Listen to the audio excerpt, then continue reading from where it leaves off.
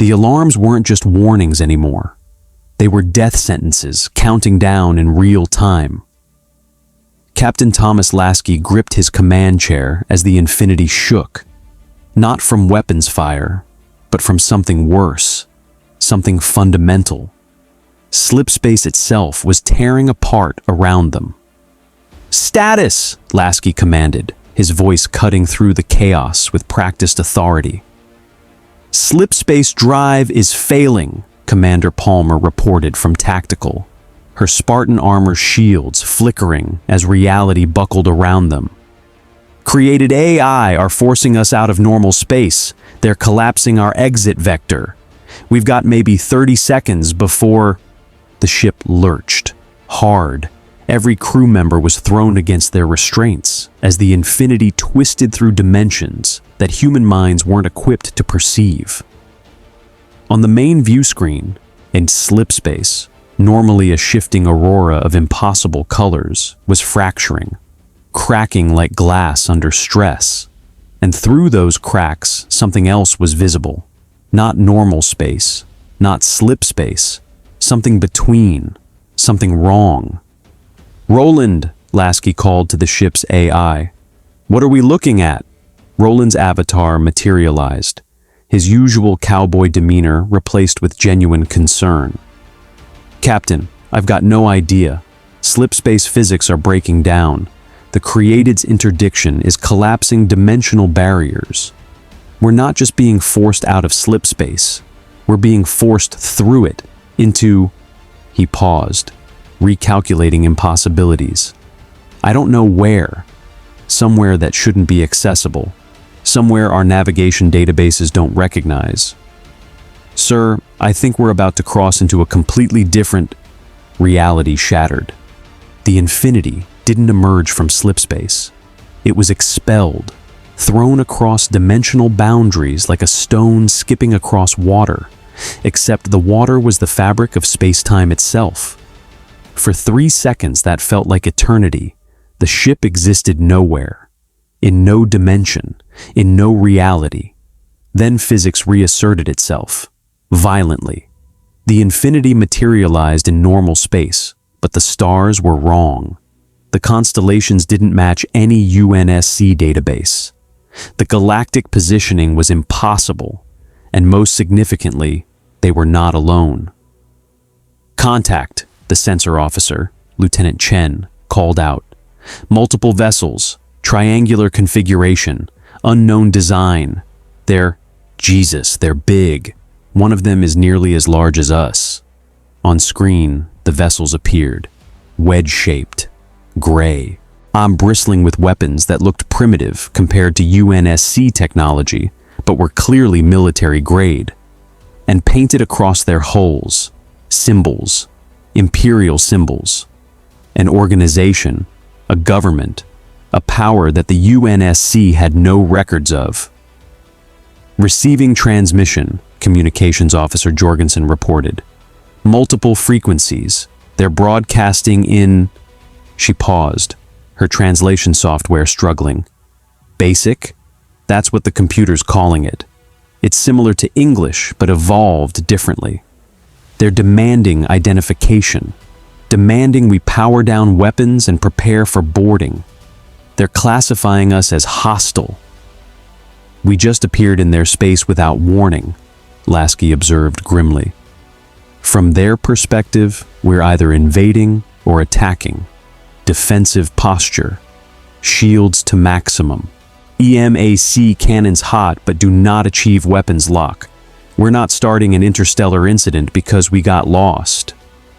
"Sir," Palmer interjected, "those vessels are launching fighters. Lots of fighters. Configuration suggests atmospheric and space capability. They're taking attack formation." The TIE fighters screamed toward the Infinity. Dozens of them, their distinctive twin-ion engines howling across the vacuum as they closed on the massive UNSC vessel. To the Imperial forces, the Infinity was either a rebel superweapon or something worse, an unknown threat that had appeared without using hyperspace lanes. Either way, it needed to be neutralized, "Incoming fire," Chen reported. "Energy weapons." Primitive targeting but high volume. Green laser bolts splashed across the Infinity shields, Covenant-grade energy barriers that had been designed to withstand plasma bombardment. The TIE fighter lasers, while numerous, barely registered as threats. But the Star Destroyers were another matter. Their heavy turbo lasers packed significantly more punch. "Return fire," Lasky ordered. "Point defense only. I want those fighters disabled, not vaporized. Minimum necessary force. We're trying to communicate, not conquer." The Infinity's automated point defense grid activated. 50mm autocannons, designed to intercept Covenant plasma torpedoes, tracked the TIE fighters with computer-guided precision. The difference between UNSC targeting AI and Imperial pilot training became immediately apparent. TIE fighters began exploding, not from direct hits, from proximity detonations, from shots that anticipated their flight paths and positioned explosive rounds exactly where they would be. In 30 seconds, 20 TIE fighters were debris. The rest broke formation, retreating to their Star Destroyers in disarray. "They're not Covenant," Palmer observed, studying tactical data. "Not Promethean. Their weapons are kinetic and energy-based, but primitive. Their fighters are unshielded. Their tactics are mass assault rather than coordinated strikes. We're fighting a military force that hasn't encountered shield technology or AI-assisted targeting. Which makes us the technologically superior force," Lasky concluded. "Great. We're the scary unknown invaders. Roland, can you crack their language? Establish communication before this escalates." "Working on it, Captain. And their basic language has Latin roots. Similar evolutionary path to English, but divergent about 2,000 years ago. I can translate. But there's something else. Something weird in their communications. They keep mentioning something called the Force. And there's a guy on that lead Star Destroyer who's apparently important enough that other ships defer to him. Name keeps coming up. Lord Vader. And Captain..." Roland's avatar flickered with concern. Their biometric scans just detected something. Someone aboard that Star Destroyer isn't reading as fully human. Enhanced physiology. Cybernetic augmentation beyond what we'd expect from this tech level. Whoever this Vader is, he's something special. Before Lasky could respond, every Force-sensitive being in the Imperial fleet felt it. A disturbance. Not in their own forces, not in the enemy ship, but in the ship itself. Like looking at a photograph and suddenly realizing something in the background doesn't belong. The Infinity was wrong. Not hostile, not dark side, just wrong. Like it existed in a space adjacent to the Force, but separate from it. And aboard the Executor-class Superstar Destroyer, standing in his meditation chamber, Darth Vader opened his eyes behind his mask and spoke the words that would change the course of this encounter. "They are not from this galaxy, not from any galaxy the Force touches. They are outsiders, and they must be investigated carefully, because if they can travel between galaxies, they represent either the greatest opportunity or the greatest threat the Empire has ever faced." Imperial Superstar Destroyer. Executor, Command Bridge. 10 minutes after engagement, Admiral Piet stood at rigid attention as Lord Vader entered the bridge, his respirator's mechanical breathing echoing across the command deck with its characteristic rhythm. Every officer present stiffened, knowing that failure in Vader's presence was often terminal. "Report," Vader commanded, his modulated voice carrying absolute authority. "Lord Vader, the unknown vessel has disabled our fighter screen with minimal effort. Weapons analysis suggests they're using kinetic accelerator technology, far exceeding our mass driver capabilities, combined with targeting computers that predict flight paths with near-perfect accuracy. Their defensive shields absorbed our turbo-laser fire without degradation, and Piet hesitated, knowing the next part would sound impossible. They're jamming our tractor beams, not blocking them, jamming them, as if they know exactly what frequency we're using and are generating interference specifically calibrated to our technology. Because they've analyzed our weapons in the 10 minutes since engagement began, Vader concluded. They are not primitive. They are advanced, possibly more advanced than the Empire in select areas. What of their origin? Hyperspace signature? None, my lord. They didn't use hyperspace. They appeared through some other method. Our sensors detected spatial distortions consistent with dimensional displacement rather than faster-than-light travel. As if they punched through reality itself rather than traveling around it. Vader turned to the viewport, studying the massive vessel holding position relative to the Imperial fleet. It was not elegant like Imperial star destroyers. It was brutally functional, a warship designed by people who'd fought extinction wars and learned that survival mattered more than aesthetics. 5.5 kilometers of armor, weapons, and military capability that radiated power even through the Force's incomplete perception of it. Attempt communication, Vader ordered. Standard diplomatic frequencies, but be prepared for treachery. Unknown forces appearing without warning are rarely benevolent. The communication went out, and on the Infinity's bridge, Roland translated it in real time. Unknown vessel. This is the Imperial Star Destroyer Executor. You have entered restricted Imperial space without authorization. You have engaged Imperial forces. You have demonstrated hostile capabilities. Identify yourselves. Explain your presence. And prepare to receive boarding parties for inspection. Failure to comply will be considered an act of war against the Galactic Empire. Lasky looked at Palmer, at Roland, at his bridge crew who'd fought Covenant, Flood, Prometheans, and the Created, who'd survived impossible wars through superior training, technology, and sheer determination, and he made his decision. Open a channel, all frequencies. Let's see if we can avoid starting an interstellar war through honest communication.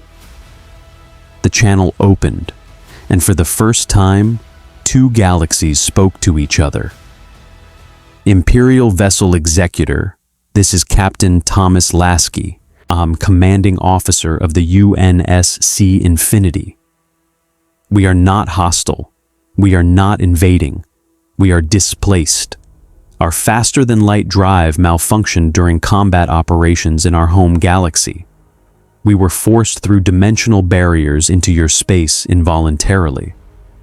We have no hostile intentions toward your empire or your civilization. We are simply trying to determine our location and find a way home. We request peaceful contact, information exchange, and assistance navigating your space until we can repair our drive and return to our galaxy. Silence. Then Piet's voice responded, You claim to be from another galaxy. That is, unprecedented, impossible by our understanding of physics. Hyperspace travel between galaxies would require centuries, even at maximum speed. We don't use hyperspace, Lasky explained. We use slipspace, dimensional transit through a parallel space where distances are compressed. Or we did until our drive was damaged. We're currently unable to return home using our standard methods, which is why we're requesting cooperation rather than conflict. We have no interest in your territory, your politics, or your wars. We just want to go home. You destroyed 20 Imperial fighters. After they opened fire on us, Lasky corrected. We defended ourselves using minimum necessary force. Your fighters are recoverable if your ships have medical facilities. We targeted cockpit systems, not pilots. We're soldiers, Admiral, not murderers. We follow rules of engagement, even when fired upon first. Another pause. Then Vader's voice cut across the channel. Deeper, more mechanical, a carrying weight that transcended mere rank. Captain Lasky, I am Lord Vader. I will meet with you, personally, aboard your vessel, to verify your claims, to assess your capabilities, to determine whether you represent opportunity or threat to Imperial interests.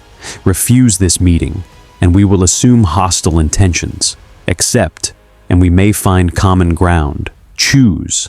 Palmer immediately objected. Sir, allowing an unknown, potentially hostile force aboard the Infinity is necessary, Lasky interrupted. If we refuse, we confirm their suspicions. If we accept, we demonstrate good faith. And besides, he gestured at their tactical displays, showing the Imperial fleet outnumbering them significantly. If they wanted us destroyed, they'd have thrown everything at us already. The fact they're attempting dialogue suggests they're as cautious about us as we are about them. Roland, prepare a diplomatic receiving area. Hangar Bay 3. Full security, but non-threatening posture. Palmer, assemble a Spartan fire team. Discrete positions. If this Lord Vader proves hostile, I want us able to respond. But let's hope it doesn't come to that. Understood, Palmer acknowledged, though her tone suggested she thought they were making a mistake. Lord Vader, Lasky broadcast, we accept your terms. You may board the Infinity with a small security detail. We'll provide coordinates for your shuttle. And Lord Vader, we're bringing our own security. Not because we don't trust you, but because we don't know you. Mutual caution seems appropriate given circumstances. Acceptable, Vader replied. I will arrive within the hour. Prepare yourselves, Captain, because you are about to learn that your galaxy is not the only one with legends. The channel closed, and across the Infinity, UNSC personnel prepared for something unprecedented. First contact with a civilization from an entirely different galaxy. A civilization that used technology they didn't understand.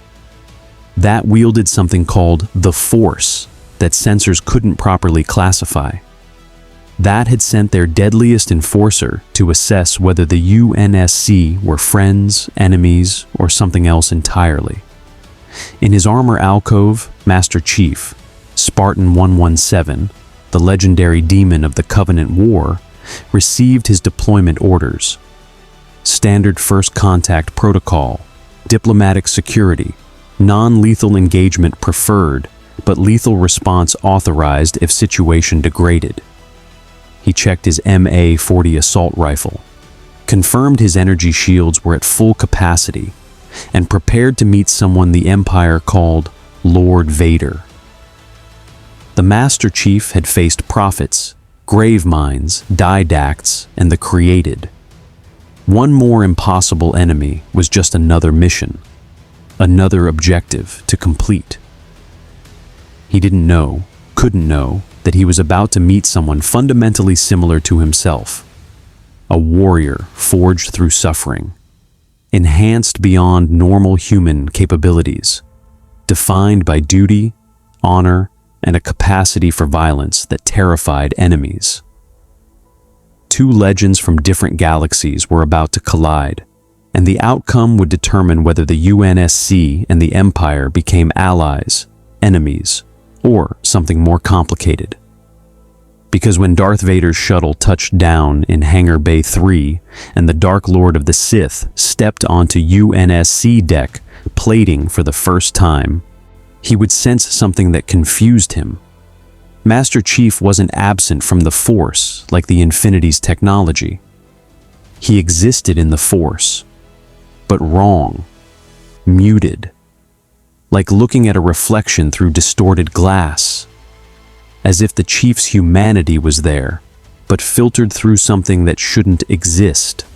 Spartan augmentation, Mjolnir armor, decades of warfare that had forged him into living weapon. And when their eyes met, Vader's behind his mask, Chief's behind his golden visor, both warriors recognized what the other was, a legend that had outlived their mortality, a soldier that had become symbol, a human that had transcended humanity through transformation, both voluntary and forced. The Force and the Spartan, the Sith and the demon, legend and legend, meeting for the first time, with no idea that their encounter would reshape both galaxies. The Lambda-class shuttle settled onto the hangar deck with repulsor lift technology that looked almost primitive to UNSC engineers, but worked with elegant efficiency.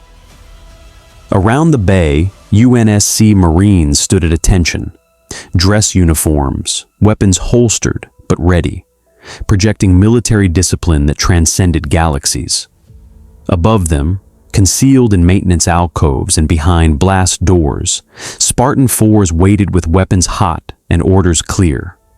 Observe, protect, engage only if diplomatic contact fails. Captain Lasky stood at the center of the reception area, flanked by Commander Palmer and, despite his preference for field operations over ceremony, Master Chief. The Spartan-II stood motionless in full Mjolnir armor, his MA-40 assault rifle mag-locked to his back, by his posture radiating the controlled readiness of someone who'd fought extinction wars and learned that every first contact could turn violent without warning. "Remember," Lasky said quietly to his security detail, "this is diplomacy, not combat. We engage only if engaged. We respond to hostility with measured force. And we do not, under any circumstances, start a war because someone made a threatening gesture. Clear?" "Clear, sir," Palmer confirmed, though her hand rested near her sidearm with professional caution. "But if that shuttle opens and we're facing an invasion force instead of a diplomatic envoy, all bets are off." "Agreed. Chief, your role is security, but also observation. You fought more alien species than anyone in the UNSC. If this Lord Vader presents threat indicators, I trust your judgment. It's signal if you detect danger, I'm missing." Master Chief's acknowledgement was his standard minimal response. A slight nod. Economical, efficient, everything the Spartan-II program had designed him to be. The shuttle's boarding ramp extended with a hydraulic hiss. Vapor vented from the craft's environmental systems, creating dramatic fog that rolled across the hangar deck like something from a holovid. Deliberate theatricality, Lasky recognized. Psychological warfare through presentation, making their commander's entrance intimidating even before he appeared. It worked. Darth Vader descended the ramp with measured, inexorable steps. Each footfall echoed across the hangar bay with metronomic precision. His black armor absorbed light rather than reflecting it, making him appear as a living void, a darkness given form and purpose. His respirator's breathing filled the silence with its rhythmic mechanical wheeze, the sound of life sustained through technology, of a man who should be dead but continued through sheer will and engineering. Behind him came Stormtroopers, 6 of them, their white armor pristine, their E-11 blaster rifles held at parade rest. Professional, disciplined, but to UNSC eyes, clearly inferior to Spartan or even ODST combat capabilities. Their armor lacked energy shields. Their weapons lacked smart linking. Their movements lacked the enhanced coordination that came from neural augmentation. But Vader himself? Vader was different. Master Chief felt it immediately through his Mjolnir armor's biometric sensors. The Dark Lord registered as human, mostly, but enhanced. Cybernetic implants far exceeding what UNSC technology could achieve with current medical science. Respiratory assistance, neural augmentation, entire systems rebuilt and reinforced. This wasn't a normal human in powered armor. This was a human who'd been reconstructed at fundamental levels, kept alive through technology and something else, something the Chief's sensors couldn't properly classify. And then Vader's helmet turned directly toward Master Chief and stopped. The moment stretched.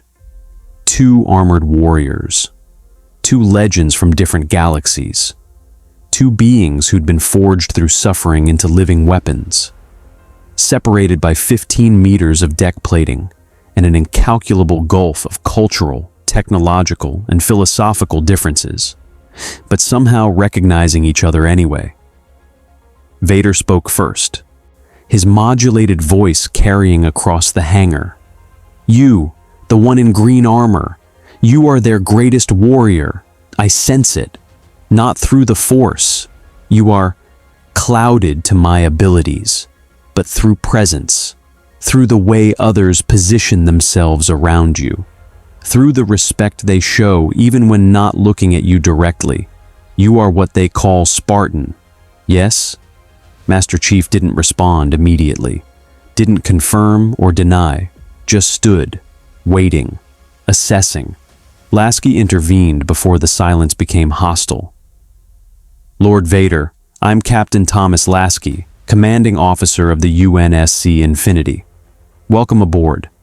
May I say, your entrance was impressively dramatic. We appreciate theater and military operations ourselves, though we tend toward less fog." Vader's attention shifted from Chief to Lasky, but slowly, deliberately, as if cataloging the Spartan for future reference before addressing the officer who'd actually spoken.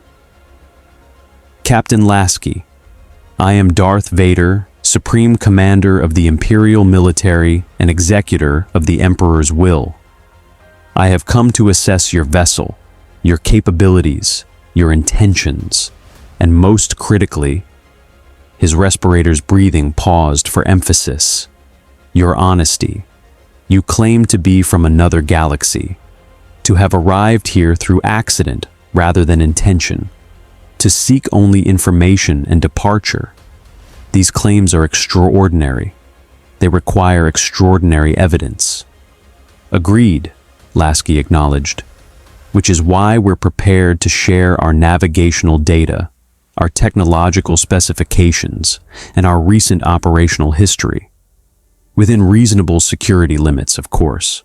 We're not handing over weapons blueprints or intelligence on our home galaxy's strategic situation. But we can prove we're telling the truth about being displaced, about wanting to leave, about having no hostile intentions toward your empire or its territories.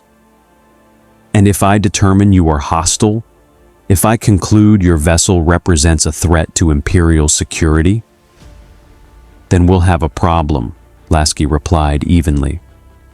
"Because the Infinity has survived worse threats than your fleet. We've fought species that wanted humanity extinct. We've defeated enemies that could infect and convert organic matter into genocidal bioweapons. We've faced extinction repeatedly and continued existing through superior technology, superior training, and superior determination. We're not looking for a fight. But if you force one, you'll discover that UNSC forces don't lose easily." Vader was silent for 3 full breaths, the mechanical respirator the only sound in the hangar. Then, "You speak with conviction, with certainty born from genuine experience rather than empty bravado. I respect that. Few beings address me so directly without fear. You are either foolish or formidable. I suspect the latter. Very well, Captain. Show me your evidence. Prove your claims, and perhaps we can reach understanding rather than conflict. This way, Lasky gestured toward the hangar's exit. We've prepared a briefing in one of our tactical operations centers. You and your security detail are welcome to— They will remain here, Vader interrupted, indicating his stormtroopers. I require no guards among warriors who claim peaceful intent. If you seek to betray me, additional soldiers will not prevent my death. If you honor your word, additional soldiers are unnecessary. I will accompany you alone, along with— He turned back to Master Chief. That one, the Spartan. He will join us. I would speak with a fellow weapon given consciousness and purpose beyond its original design. Palmer tensed. Sir, I don't recommend— It's fine, Chief said, his first word since entering the hangar. Calm, even, carrying no concern about being alone with a potentially hostile Force user. I'll accompany Lord Vader and the Captain. If situation degrades, I'm equipped to handle it. Your confidence is noted, Vader observed, something that might have been amusement in his mechanical voice. And probably justified. You move like someone who has never lost a battle they were properly equipped for. Come, let us speak as warriors, as legends forced to serve causes larger than themselves. I suspect we have much in common, Spartan, more than either of us would prefer to admit. UNSC Infinity, Tactical Operations Center Alpha, 20 minutes later. The TOC was sparse by military standards, but functional. Holographic displays showed star charts, tactical data, and, currently, a presentation that Roland had prepared. Complete documentation of the UNSC's displacement. Sensor logs from the moment before slipspace collapsed. Energy readings from the dimensional fracture. Stellar position data proving they were in a completely different galaxy. Vader studied the information with focused intensity. His force senses, normally reliable for detecting deception, struggled with these humans, not because they were lying, but because they registered strangely, present but muted, like viewing something through interference that shouldn't exist. Your technology operates on principles unfamiliar to Imperial science, Vader observed. This slipspace, it is not hyperspace, not entering a parallel dimension for faster travel, but rather compressing the dimensions themselves, folding space to make distant points adjacent, elegant, efficient, and extraordinarily dangerous if destabilized, which is what happened during your battle with these created AI. Exactly, Roland's avatar appeared, causing the stormtroopers who'd insisted on following, despite Vader's orders to raise their weapons reflexively. Easy there, bucketheads. I'm just an AI, smart AI technically. I run this ship's systems.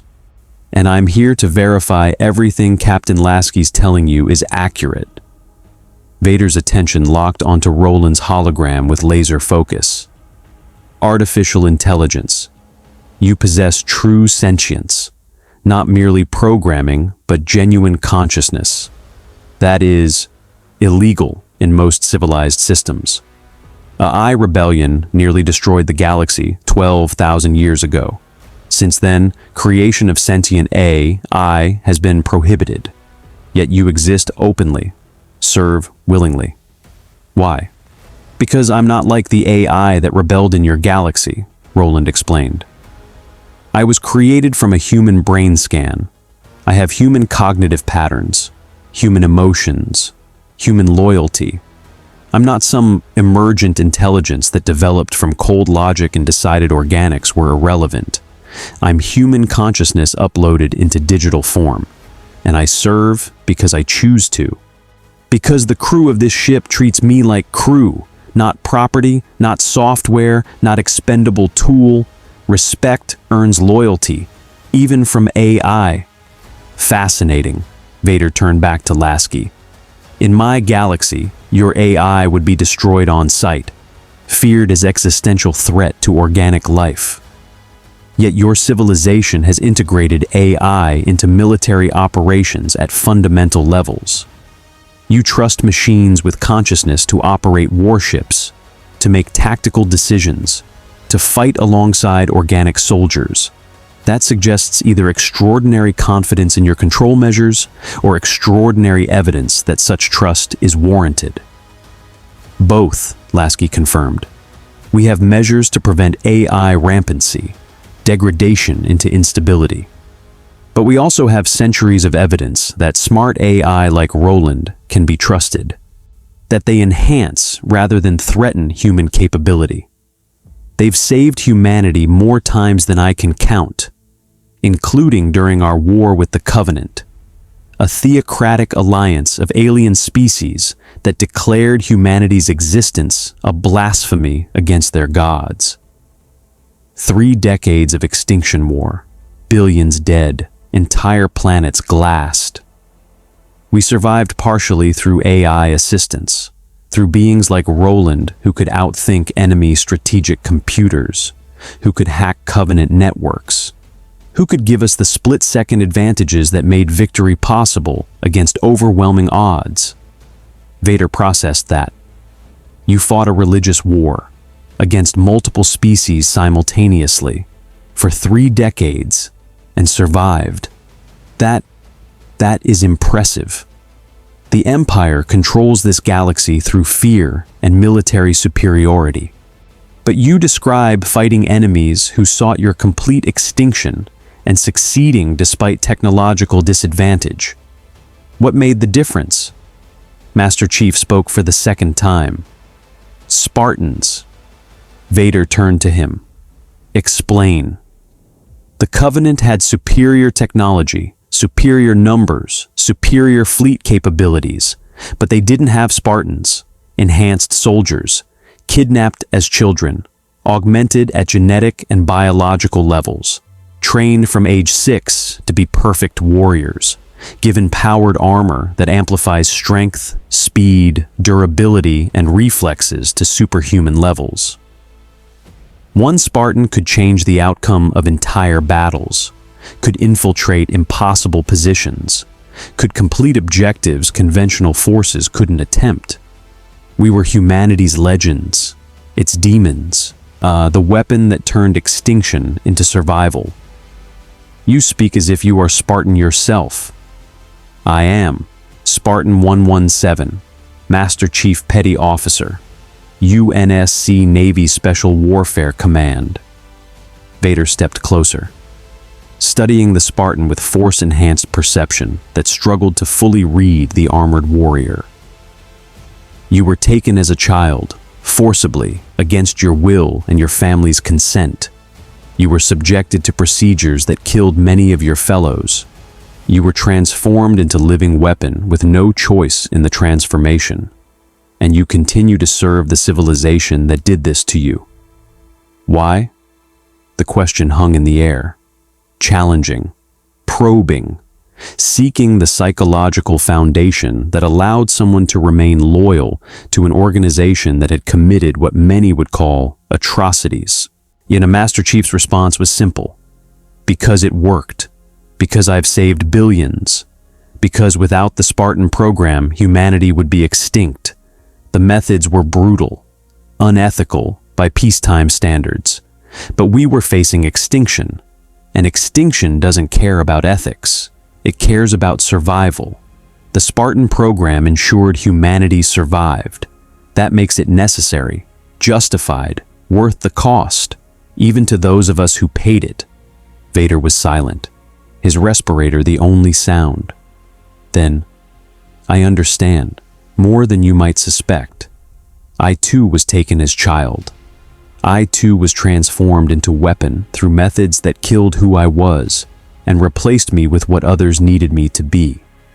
I too serve an empire that demands everything and offers only purpose in return. We are alike, Spartan. Weapons given consciousness.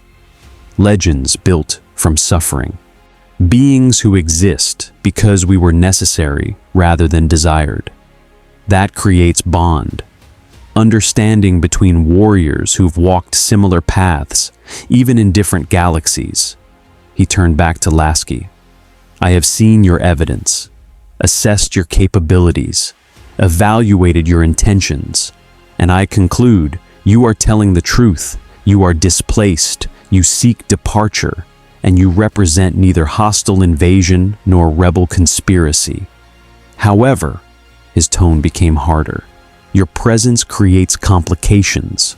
Your technology exceeds Imperial capabilities in select areas. Your military doctrine represents alternative approach to warfare that could inspire dissent if studied by rebel forces.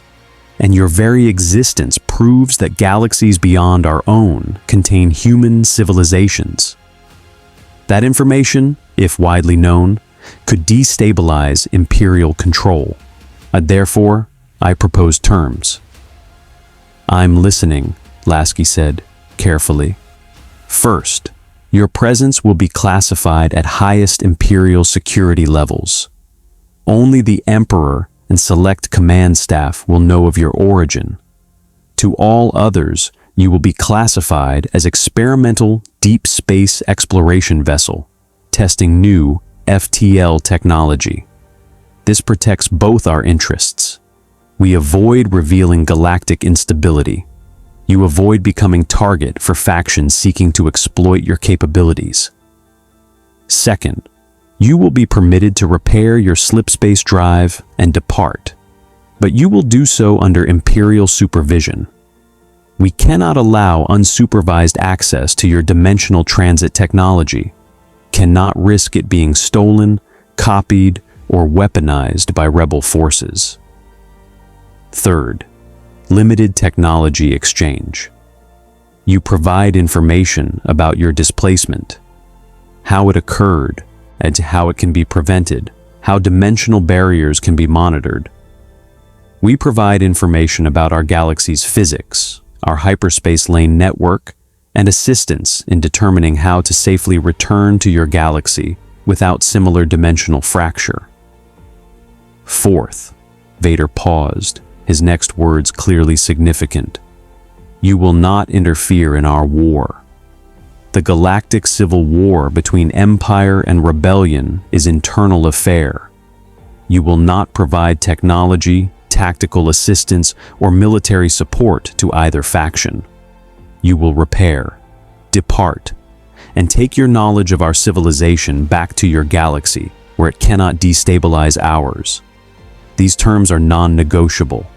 Accept or face classification as hostile force requiring elimination.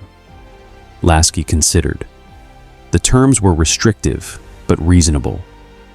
Limited his ability to gather intelligence, to establish alliances, to potentially intervene in what looked like galactic-scale tyranny. But they also provided path forward, path home, path that avoided war with an entire galaxy. I'll need to consult with UNSC Command, Lasky stated.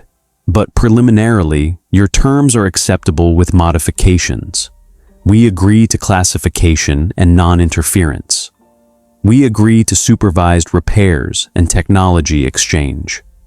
But we reserve right to defend ourselves if attacked.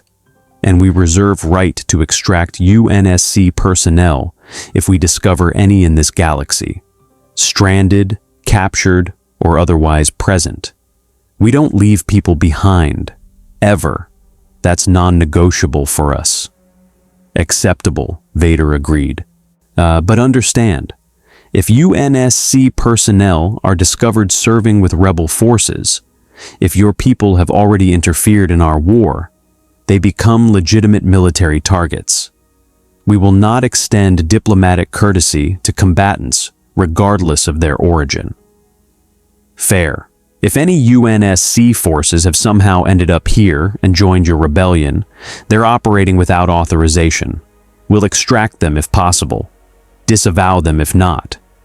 The UNSC doesn't get involved in civil wars that aren't ours." Vader extended a black-gloved hand. Not a gesture from his culture, but recognizing it as human diplomatic custom that apparently transcended galaxies. "Then we have agreement. The Empire will assist your departure. In exchange, you will depart quietly and take knowledge of our existence back to your galaxy, where it cannot threaten Imperial stability. May your return be more controlled than your arrival, Captain Lasky." Lasky shook the offered hand, noting the crushing strength in Vader's grip. Strength that was definitely enhanced, definitely cybernetic, definitely far beyond normal human capability. "Agreed. And Lord Vader, thank you for choosing diplomacy over violence, for recognizing we're not enemies, just travelers who got very, very lost." "Do not thank me," Vader replied, his voice carrying dark amusement. "Thank necessity. Fighting you would be costly, perhaps too costly given current rebel offensive operations. Pragmatism dictates cooperation, nothing more. But know this." He turned once more to Master Chief. "If circumstances were different, if strategic situation allowed, I would very much enjoy testing myself against your Spartans in actual combat. To determine which legend would prevail, Sith training and force enhancement, or Spartan augmentation and Mjolnir armor. Perhaps in another life, another time, we will have that opportunity. Until then, may the Force be with you, or whatever equivalent your galaxy offers." He departed, his stormtroopers falling into formation behind him, his shuttle lifting off minutes later, returning to the Imperial fleet that was already repositioning, no longer attack formation, but escort pattern, protecting the infinity while simultaneously containing it, honoring the agreement while preparing for betrayal. When the shuttle was gone, Palmer turned to Lasky. "Sir, we just made a deal with what is very obviously the bad guy in this galaxy's civil war. We're now technically helping an authoritarian empire instead of freedom fighters." That sits poorly." "Agreed," Lasky acknowledged. "But we're not here to fix their galaxy. We're here to survive long enough to get home. ONI can debate the ethics once we're back in UNSC space. For now, we follow the terms. Repair our drive, depart quietly, and hope that this galaxy's problems stay their problems instead of becoming ours." Master Chief stood silent, watching the Imperial fleet through the hangar's observation ports, thinking about Vader, about the similarities, about fighting for authoritarian systems that demanded everything and offered only purpose, about being weapons that had gained consciousness but remained weapons nonetheless. "Chief," Lasky said quietly, "you all right? That meeting was intense." "I'm fine, sir. But permission to speak freely?" "Always." Lord Vader was right. We are similar. Weapons given purpose beyond original design. And that makes him dangerous. Not because he's hostile, but because he understands us. Understands how we think, how we operate, what motivates us. If we end up fighting the Empire, if this diplomatic solution fails, Vader will be the most dangerous opponent we face. Not because he's the strongest, but because he'll know exactly how to fight Spartans, because he is one, just from another galaxy, with different augmentation, but same core, warrior forged through suffering who continues serving, because it's the only purpose they have left. Lasky absorbed that. Noted. Let's make sure it doesn't come to that. We came here by accident. We'll leave the same way. No entanglements, no obligations, no wars that aren't ours. We go home. We report. And we let the people who get paid to make those decisions figure out what to do about an entire galaxy we didn't know existed. Agreed? "Agreed, sir." But even as Chief spoke the words, part of him wondered, could they really leave? Could they really ignore a galaxy where an authoritarian empire ruled through fear while rebels fought for freedom? Could they really walk away from people who might need help, even if helping meant violating the terms they just agreed to? The UNSC had always protected humanity, had always stood against tyranny, had always fought for those who couldn't fight for themselves. But whose humanity?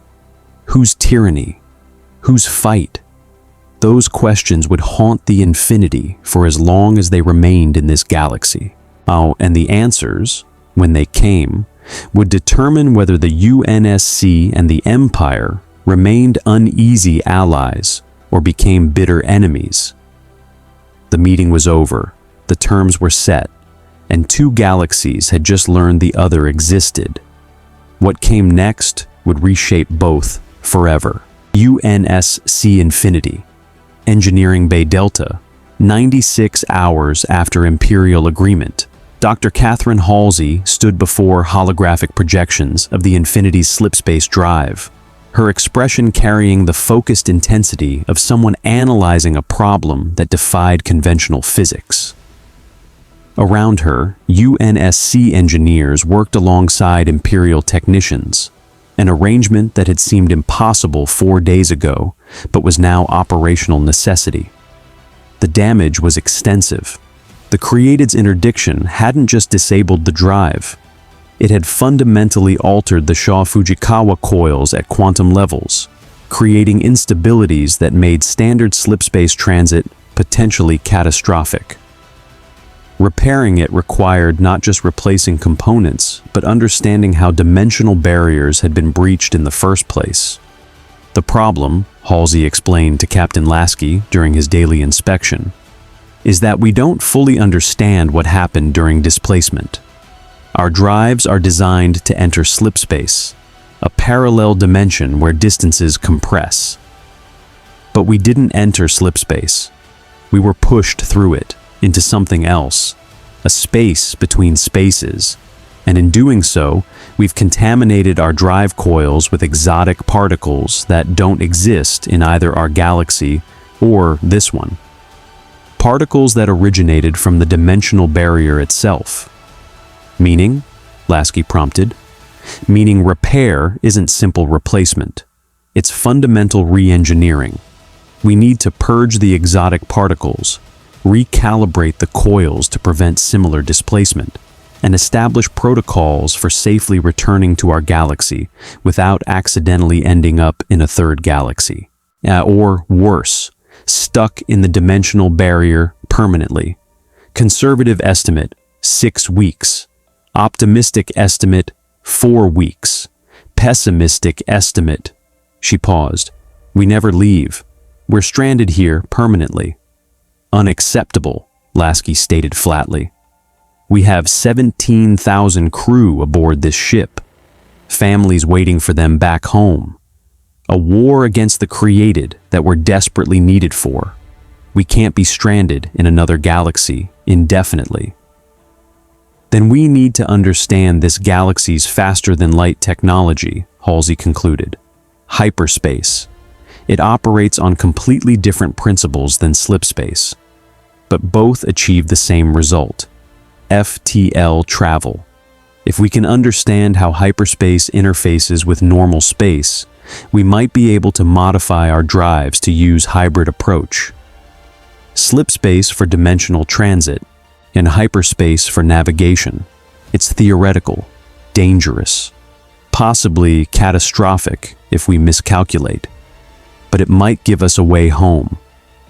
How much Imperial cooperation would that require?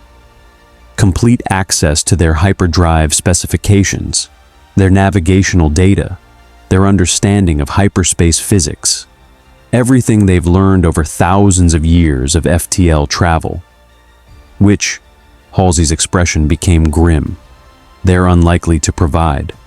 Lord Vader agreed to limited technology exchange, not complete disclosure of their most fundamental transportation technology. We'd be asking them to share state secrets that could compromise their entire galactic infrastructure if misused. Before Lasky could respond, alarms blared across the ship. Not combat alerts, communications alerts, priority transmission, encrypted UNSC protocols that should be impossible this far from human space. "Captain to the bridge," Roland's voice broadcast urgently. "We've got incoming transmission, UNSC encryption. Someone from our galaxy is here, in this galaxy, and they're calling for help. UNSC Infinity. Bridge, emergency response protocol." The bridge crew had assembled in under 2 minutes. Standard combat readiness, despite this being communications emergency rather than tactical. On the main view screen, static resolved into image, audio, and desperate plea. A woman. UNSC Naval Intelligence. ONI insignia visible on her damaged uniform. Behind her, alarms, sparking equipment, and evidence of recent combat. And most significantly, she was aboard what looked like UNSC Prowler, stealth corvette designed for deep reconnaissance. This is Commander Veronica Dare, in ONI Section 3, aboard UNSC Prowler Silent Storm. To any UNSC forces receiving this transmission, we are stranded in uncharted space following slipspace accident 6 months ago. Ship is heavily damaged. Life support failing. Crew complement down to 7 survivors from original 43. We've been hiding from local military forces. They call themselves the Galactic Empire. But our cloak is failing. They've detected us. They're closing. We need immediate extraction or we're captured or killed. Transmitting coordinates. Please respond. Please. The transmission cut to static as weapons fire became audible in the background. Then silence. Just coordinates. A distress beacon. And the knowledge that UNSC personnel were about to be captured by the Empire. The same Empire the Infinity had just agreed not to interfere with. "Distance to transmission source?" Lasky demanded. 14 light years, Lieutenant Chen reported. "Deep in Imperial space. Contested system currently under rebel assault. The Empire and Rebellion are fighting over it. And Commander Dare's Prowler is caught in the middle. Time to intercept? 4 hours at maximum slipspace speed. But Captain," Chen's voice became troubled. "Our agreement with Lord Vader. We're not supposed to interfere in the galactic civil war. We're not supposed to operate without Imperial supervision.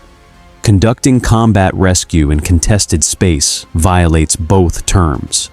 If we extract Dare, we're breaking the agreement. We become hostile force. The Empire responds accordingly. And if we don't extract her, we abandon UNSC personnel to capture by a foreign military power," Palmer countered. "Sir, with respect, the agreement didn't account for discovering stranded UNSC forces. Dare's transmission changes parameters. We have to extract her. It's not interference. It's rescue." "The Empire won't see it that way," Lasky replied grimly. "They'll see us conducting military operations in their space without authorization, potentially supporting rebel forces, because Dare's hiding in a contested system means she might have already contacted the rebellion seeking assistance." Lord Vader was clear. UNSC personnel discovered serving with rebels become legitimate targets. If Dare's coordinating with rebel forces, we're not just rescuing our people. We're extracting enemy combatants from active war zone. "Then we do it quietly," Master Chief said. "Small team, fast insertion, grab Dare and her crew, exfiltrate before Imperial or rebel forces detect us. We use Pelican dropships with stealth packages. We phase in, extract, phase out, minimum footprint, maximum speed. ONI taught us these methods. Now we use them." Roland's avatar, appeared. "Chief's right. We can pull this off if we're smart. I've analyzed Imperial sensor capabilities. They're sophisticated, but predictable. They scan for hyperdrive signatures, comm signals, and weapons locks. They don't scan for slipspace transitions because they don't know slipspace exists. We jump in, stay silent, extract dare, jump out. By the time they realize what happened, we're gone. Clean. Professional. Violation of terms so subtle they might not even realize we violated them. Or," Lasky countered, "we contact Lord Vader, explain the situation, request permission to extract our personnel under Imperial supervision, honor the agreement, maintain diplomatic relations, avoid turning this rescue into incident that starts a war." "And if Vader says no," Palmer challenged, "if the Empire decides Dare's intelligence value is worth capturing her instead of allowing extraction, we just abandon her? That's not UNSC protocol. We don't leave people behind, ever." Lasky stood silent, weighing options that all led to complications. Extract Dare without permission, violate the agreement, risk war, but save UNSC personnel. Contact Vader first, honor the agreement, maintain diplomatic relations, but potentially doom Dare to Imperial captivity. Abandon her entirely, preserve the agreement, avoid complications, but betray fundamental UNSC principles that no soldier gets left behind. There was no clean solution. Every option had consequences. "Roland," Lasky decided. "Open encrypted channel to Lord Vader's flagship. I'm informing him of the situation, requesting permission to conduct search and rescue under Imperial supervision. If he agrees, we extract with his blessing. If he refuses," Lasky's jaw tightened, "then we make harder decision. But I'm not violating our agreement without at least attempting to work within its terms. We gave our word. That has to mean something." "Channel opening, Captain. Lord Vader's accepting the transmission. He's not happy. I'm detecting elevated stress indicators in his voice patterns. Whatever we're about to tell him, he's not going to like it." The view screen shifted. Vader's masked visage appeared, his respirator breathing echoing across the bridge with its characteristic rhythm. "Captain Lasky, this communication was not scheduled. Explain." "Lord Vader, we've detected a UNSC vessel in your space. A Prowler, stealth reconnaissance ship, that was displaced here 6 months ago through similar circumstances to our own. The crew is requesting emergency extraction. They're in contested system currently under attack by rebel forces. I'm requesting permission to conduct search and rescue operation under Imperial supervision. We extract our personnel. We do not engage in the Galactic Civil War. We complete the rescue and return to supervised repair status. This is consistent with our agreement. We reserved right to extract UNSC personnel discovered in this galaxy." Vader was silent for 3 full breaths. Then, "Commander Dare, Oni Section 3, Silent Storm-class Prowler. Yes, we are aware of this vessel. We have been attempting to capture it for 5 months.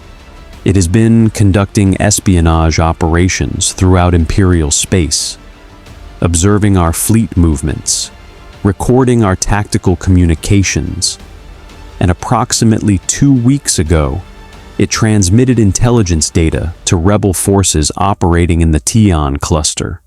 Your stranded personnel are actively supporting the rebellion. They are not innocent civilians requiring rescue. They are enemy combatants engaged in warfare against the Empire." "That's..." Lasky stopped himself. Because if it was true, if Dare had been working with rebels, then extracting her became exactly the kind of interference he'd promised to avoid. "Lord Vader, Commander Dare is UNSC personnel operating without authorization. Whatever she's done here, she did without orders, without approval. We're not responsible for her actions any more than you're responsible for every Imperial officer who might defect to the rebellion. We'll extract her, court-martial her if necessary for unauthorized operations, but we will extract her, with or without your permission. Because that's UNSC protocol. We don't abandon people, even when they screw up. Then you violate our agreement, Vader stated coldly. You conduct military operations in contested space. You extract personnel who've supported rebel forces. You demonstrate that UNSC promises are negotiable when convenient. And you force me to classify you as hostile to Imperial interests. Is Commander Dare worth that cost, Captain? Worth transforming tentative alliance into open warfare? Worth risking your 17,000 crew to save 7 who made their choices and must face their consequences? Lasky looked at his bridge crew. At Palmer, whose expression said, "We extract Dare regardless of consequences." At Master Chief, whose posture said, "Give the order and I'll complete the mission." At Roland, whose avatar flickered with concern about violating agreements, but also with determination to save UNSC personnel. And he made his decision. Lord Vader, I'm going to be direct. UNSC forces don't leave people behind. That principle is foundational, non-negotiable, sacred. We've fought entire wars to recover single soldiers. We've risked fleets to extract stranded personnel. We violated operational security, strategic positioning, and tactical advantage to honor that commitment. Because it's not just protocol. It's what makes us UNSC. What makes us worth serving. The certainty that if you go down, we're coming for you. Always. Without exception. Without calculation of cost. You want to classify us as hostile for honoring that commitment? That's your choice. But understand, we're extracting Commander Dare. We're bringing her home. And the only question is whether we do it as your allies conducting authorized rescue or as your enemies conducting unauthorized extraction. Choose. Vader's respirator was the only sound for long seconds. Then, unexpectedly, something that might have been respect entered his modulated voice. You would risk war to save 7, would sacrifice diplomatic agreement to honor principle, would choose loyalty to individual soldiers over strategic advantage. That is admirable. Foolish, perhaps, but admirable. The Empire does not indulge such sentimentality. Imperial forces are expendable assets serving greater purpose. Individual lives matter less than collective victory. That you think differently, that you genuinely value individual personnel over strategic considerations, makes you either idealists or fools. Possibly both. And, Lasky prompted, and I will permit your extraction, under conditions. First, you coordinate with Imperial forces already engaging Rebel fleet in that system. You do not operate independently. Second, you extract only UNSC personnel, not Rebel forces who might be aboard Silent Storm, not intelligence data the Prowler collected, only your people. Third, Commander Dare will be debriefed by Imperial intelligence upon extraction. We deserve to know what intelligence she provided to Rebel forces, what damage her espionage caused, what operational security she compromised. After debriefing, she's yours, to court-martial, imprison, or whatever UNSC justice demands. But we get answers first. These terms are non-negotiable. Accept or conduct your extraction as enemies rather than allies. Lasky considered. The terms were reasonable but invasive. Allowing Imperial intelligence to debrief Dare meant exposing UNSC operational procedures, intelligence gathering capabilities, and potentially classified information about their home galaxy. But refusing meant war, meant fighting an entire empire to extract 7 people. The choice was clear, even if it was painful. Accepted, Lasky confirmed. We'll coordinate with Imperial forces, extract only UNSC personnel, and allow your intelligence officers to debrief Commander Dare before she faces UNSC justice. Thank you, Lord Vader, for choosing cooperation over conflict, for respecting our need to honor our commitments, even when those commitments create complications. Do not thank me, Vader replied. Thank necessity. The Empire currently fights rebel offensive operations across 17 sectors.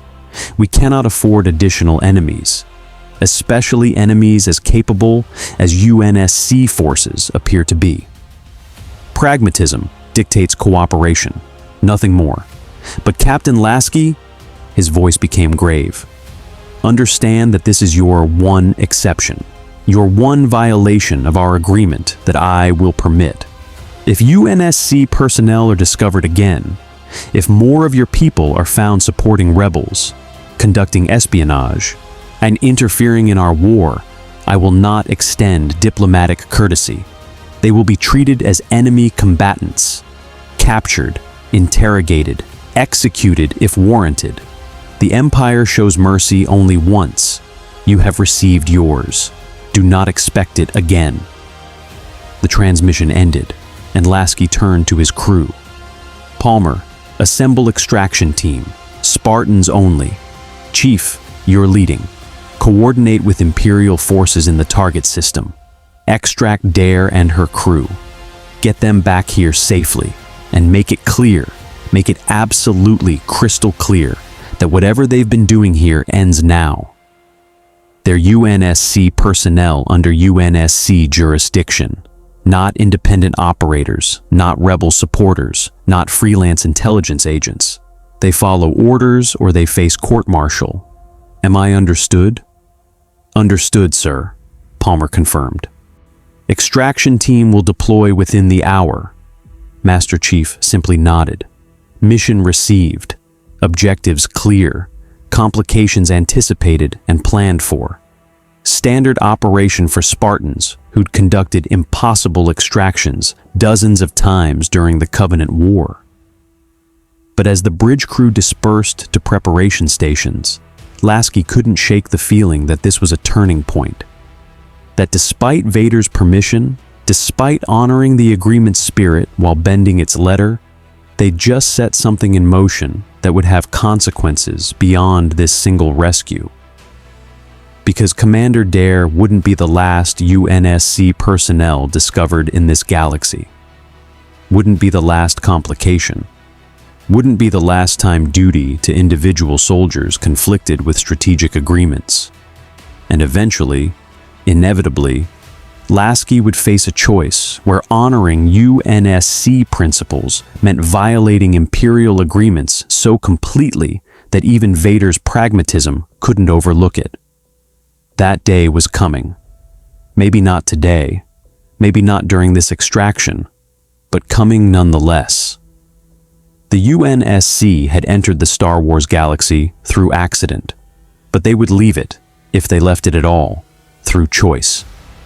Through decisions that would define whether they were remembered as allies, enemies, or something more complicated.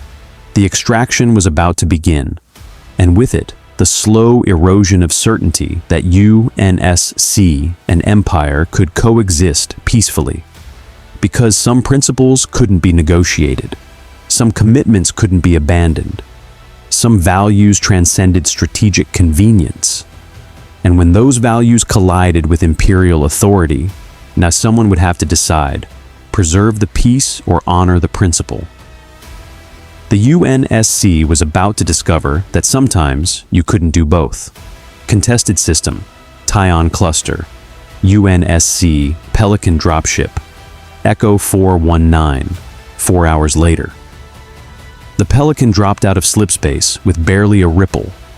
UNSC stealth technology operating at peak efficiency, despite being in foreign galaxy. Master Chief stood in the troop bay, flanked by Spartan-IVs, Kelly 087, Fred 104, and Linda 058. His original team from the Spartan-II program, legends who'd fought alongside him since childhood. "Sit rep," Chief commanded. Roland's voice came through their helmets' comm systems. "You've got Imperial and Rebel fleets tearing each other apart out there. Star Destroyers versus Mon Calamari cruisers. TIE Fighters versus X-Wings. Full-scale fleet engagement. The Silent Storm is hiding in the debris field from destroyed ships, running silent, life support minimal. I'm transmitting coordinates. You've got 12-minute window before Imperial forces sweep that sector looking for Rebel stragglers. Get in, get dare, get out." "Defenses?" Kelly asked, checking her M395 DMR's ammunition count. "Automated turrets on the Prowler. They're programmed to fire on anything approaching without proper UNSC IFF codes, which means you need to broadcast clearance before you dock, or they'll ventilate your Pelican. Sending codes now." The Pelican moved through the battle zone like a ghost, active camouflage rendering it nearly invisible. UNSC electronic warfare systems, confusing both Imperial and Rebel sensors. Around them, the space battle raged. Turbo lasers carving through ship hulls, proton torpedoes detonating against shields, fighters dogfighting with tactics that looked almost primitive to Spartans accustomed to AI-assisted combat coordination. "This is what galactic war looks like here," Fred observed. "Mass formations, overwhelming firepower, no precision, no surgical strikes. Just throw ships at each other until one side runs out." "Different doctrine," Chief replied. "Different wars produce different methods. The Empire rules through fear and superior numbers. The rebellion fights through desperation and guerrilla tactics. Neither side fights like UNSC because they didn't face enemies like the Covenant.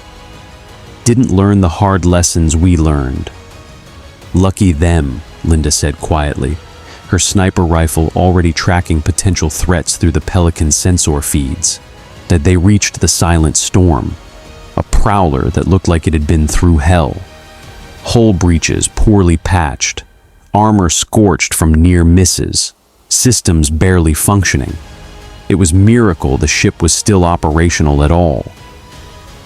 "Broadcasting IFF codes," the Pelican's pilot, Warrant Officer Mitchell, reported. "Prowlers responding, turrets standing down, docking clamps extending. We're clear for boarding." The Pelican connected with the Prowler's airlock. Chief and his team entered with weapons ready, expecting damaged ship with desperate crew. What they found was worse. Commander Dare stood in the Prowler's CIC, surrounded by holographic displays showing Imperial fleet movements, Rebel tactical positions, and intelligence data that should never have been collected by UNSC forces, operating without authorization. Her uniform was damaged, so her expression exhausted, but her eyes carried the sharp intelligence of ONI operative who'd been playing spy games in enemy territory for months. "Spartans," she greeted, her voice carrying relief mixed with resignation. "I was hoping for rescue. Didn't expect the Master Chief himself. Oni must really want me back, or really want me court-martialed, possibly both." "We're extracting you and your crew," Chief stated.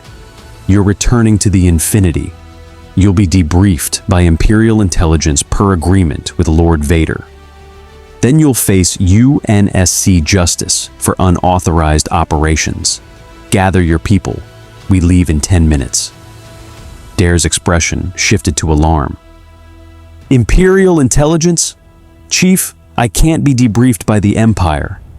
The intelligence I've collected, the Rebel contacts I've established, the operations I've planned.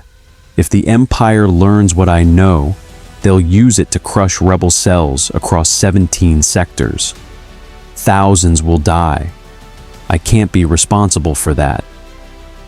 You should have considered consequences before you decided to play spy in another galaxy's civil war, Fred stated bluntly. You were stranded.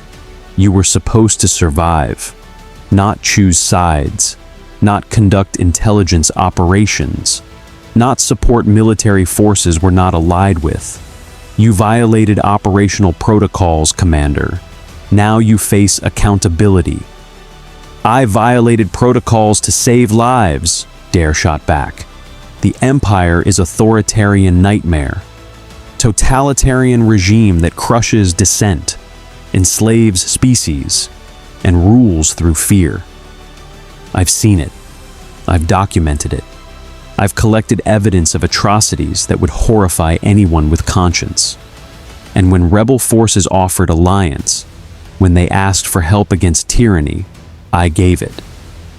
Because that's what humans do. We fight tyranny. We support freedom. We don't stand idle while evil conquers galaxies. Not our galaxy, Chief replied. Not our war. Not our responsibility. We're UNSC.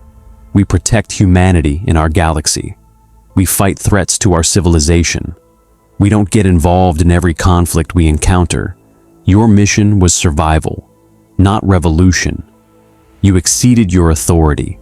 Now you face consequences. Dare looked at the Spartans, warriors she'd worked with during ONI operations, people she'd respected and trusted, and she saw no flexibility, no sympathy, just soldiers following orders, extracting assets, completing missions. Yeah, fine, she said finally. I'll submit to extraction. I'll face Imperial debriefing. I'll accept court-martial. But understand, when the Empire learns what I know, rebel forces will die. Operations I helped plan will fail. People I've worked with, good people fighting for freedom, will be captured, tortured, executed. And that blood is on UNSC hands, on your hands. Because you chose diplomatic convenience over moral responsibility. You chose preserving agreement with tyrants over supporting freedom fighters. History will judge whether that was wisdom or cowardice. History can judge later, Chief stated. Right now, we extract. Gather your crew. You've got 8 minutes. Dare complied, assembling her surviving 6 crew members, all Oni, all exhausted, all carrying the same resigned acceptance that their gambit had failed. They boarded the Pelican, they strapped in for transit, and as the dropship disengaged from the dying prowler, Dare looked back at the ship that had been her home for 6 months. I was going to scuttle it, she said quietly. Destroy the intelligence data before the Empire could capture it, before it could be used against rebels. But you arrived too quickly. Now the Empire gets everything. Every scan, every recording, every tactical analysis. I handed them victory over dozens of rebel cells because I didn't destroy my data in time. Or you preserved intelligence that UNSC needs, Kelly countered. Data about this galaxy, about Imperial capabilities, about rebel operations, information that helps us navigate diplomatic and strategic challenges while we're stranded here. Your espionage might not have been authorized, but the intelligence is valuable. Maybe not to you, maybe not to the rebels, but to the UNSC trying to understand where we ended up and how to survive here until we can leave. Dare laughed bitterly. Always the angle, right? Always the way to justify compromising principles for strategic advantage. That's how empires think, how tyrannies rationalize. We do terrible things for good reasons. We sacrifice individuals for collective benefit. We collaborate with evil to preserve ourselves. The UNSC taught me better than that. taught me that some things are worth fighting for, regardless of strategic considerations. Freedom, justice, the right to resist tyranny. I thought I was honoring those teachings. Apparently, I was wrong. Master Chief said nothing, because part of him, the part that was still John rather than weapon, the still human rather than legend, wondered if Dare was right. If extracting her to preserve diplomatic agreement was pragmatism or betrayal. If honoring commitments to the Empire was wisdom or complicity. The Covenant War had been clear. Aliens wanted humanity extinct.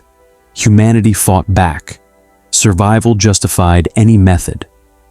But this was complicated, nuanced, morally ambiguous in ways that made simple answers impossible. And for a Spartan trained to follow orders, to complete missions, to serve without questioning, that ambiguity was almost as dangerous as any enemy. The Pelican jumped to slipspace, carrying its controversial cargo back to the Infinity, back to Imperial debriefing, back to consequences that would ripple through UNSC Imperial relations in ways neither side could fully predict, because Commander Dare had forced a question that couldn't be avoided. When UNSC principles conflicted with UNSC agreements, which took priority? When honoring your word meant compromising your values, which did you choose? The answer would define the UNSC's presence in this galaxy. And the choice was coming sooner than anyone wanted to admit. UNSC Infinity, detention block, 6 hours after extraction.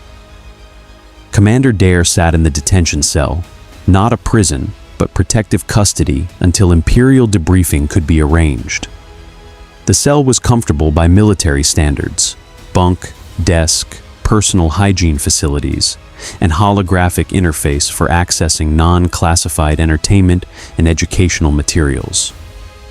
She wasn't being punished, just contained, isolated until the diplomatic complication she represented could be resolved. The door opened. Master Chief entered alone, his Mjolnir armor creating the distinctive hydraulic hiss as he moved. He stood at parade rest, golden visor reflecting Dare's exhausted expression. "Commander," Chief acknowledged, "I'm here to explain what happens next. Lord Vader's intelligence officers will arrive within 12 hours. They'll debrief you about intelligence gathered during your time in Imperial space. They'll ask about rebel contacts, operational planning, tactical assessments. You'll answer honestly, completely, without omission or deception. That's the agreement. And if I refuse," Dare challenged, "if I invoke Article 27 of the UNSC Code of Conduct, the provision that prohibits providing intelligence to hostile foreign powers during wartime, the Empire isn't hostile foreign power. They're diplomatic contact we've established a temporary alliance with. Article 27 doesn't apply. They're totalitarian regime that crushes freedom across an entire galaxy. How is that not hostile? Because they haven't attacked us, haven't threatened UNSC territory, haven't declared war on humanity. They're foreign government with different values, different methods, different philosophy, but not our enemy. Not unless we make them our enemy through interference in their internal affairs." Dare stood, approaching the transparent barrier separating her from Chief. "John, can I call you John? Because I worked with you before you became the legend, before you were Master Chief, when you were just Spartan 117, exceptional soldier, but still human, still capable of questioning orders when orders conflicted with what was right. Address me as Master Chief, Commander, and I've never questioned orders when the mission was clear. But the mission isn't clear here. We're caught between pragmatism and principle, between preserving diplomatic agreement and supporting freedom fighters. between honoring our word to tyrants and betraying people who fight for values the UNSC claims to stand for. That's not clear. That's complicated, morally ambiguous. The kind of situation that demands judgment, not blind obedience. Chief was silent. The kind of silence that suggested he'd already had this conversation with himself, had already wrestled with the contradictions Dare was highlighting, had already concluded that sometimes soldiers did their duty even when duty felt wrong. "I've killed thousands," Chief said quietly. "Maybe hundreds of thousands if you count indirect casualties from operations I've conducted. Covenant, Flood, Promethean constructs, human insurrectionists before the Covenant War. I've ended lives, destroyed enemies, completed missions that required moral compromises I don't fully understand. And I continue serving because someone has to. Because the alternative, soldiers choosing which orders to follow based on personal ethics, that's chaos. That's the end of organized military operations.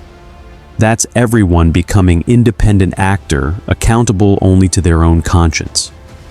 That doesn't work, can't work, so I follow orders, even when orders feel wrong, even when missions create moral complications, because that's what soldiers do. We serve, we obey, we complete the mission, and we let people with broader perspective make the ethical calculations we're not qualified to make.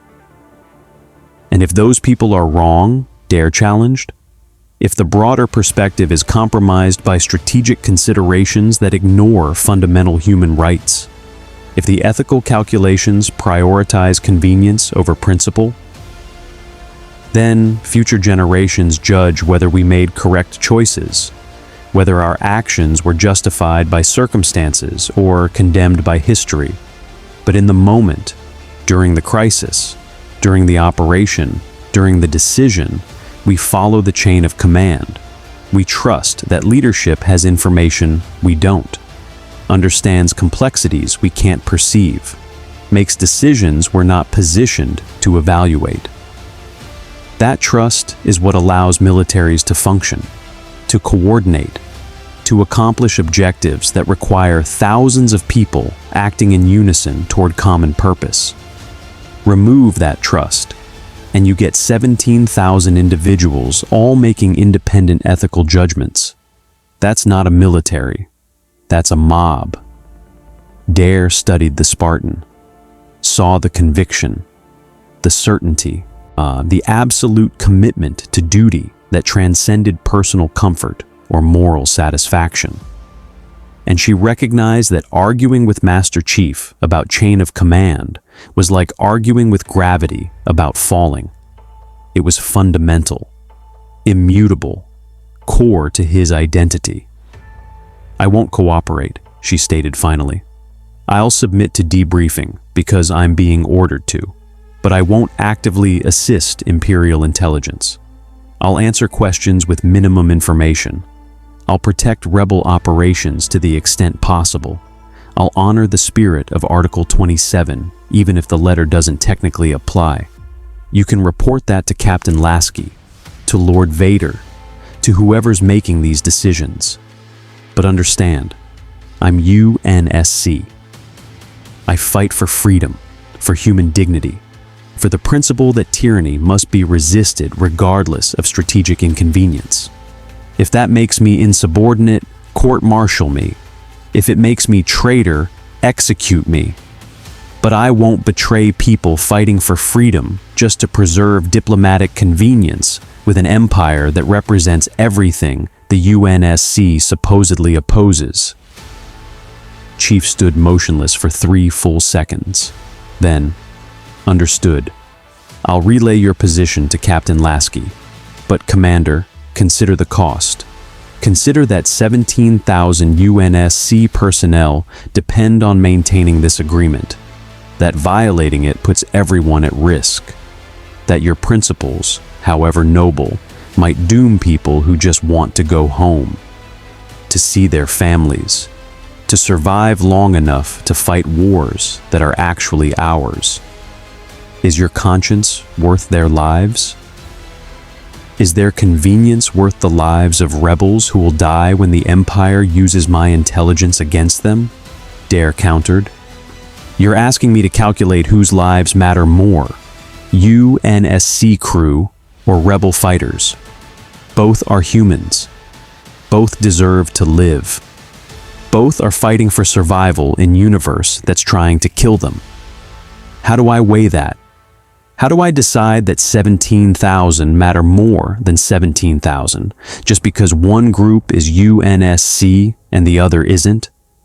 That's not principle. That's tribalism. Our people matter more than their people. That's how empires think. How tyrannies justify atrocities.